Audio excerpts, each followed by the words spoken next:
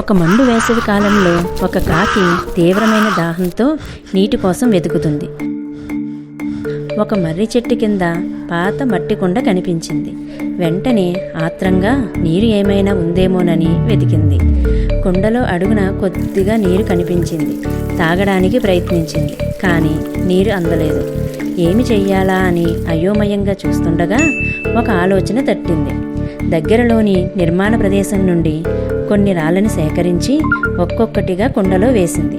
నెమ్మదిగా నీరు పైకి వచ్చింది. దాహంతో ఉన్న కాకి నీరు తాగుదామనుకుంటుండగా మర్రి చెట్టు త్వరలో నుండి బయటికి వచ్చిన ఒక ఉడత పిల్ల దాహంతో అలసటగా కనిపించింది. దాన్ని చూసి జాలిపడిన కాకి నీటిని తాగే అవకాశాన్ని ముందుగా ఉడతకే ఇచ్చింది. ఆనందంగా నీటిని తాగిన ఉడత కృతజ్ఞతగా కాకి వైపు చూసింది. తరువాత కాకి కూడా తృప్తిగా నీటిని తాగి సంతోషంగా ఉడతతో స్నేహాన్ని కొనసాగించింది. మనకి తెలివి మాత్రమే కాదు, ఇతర ప్రాణుల పట్ల జాలి కూడా ఉండాలి. అదే ఈ కథలోని నీతి.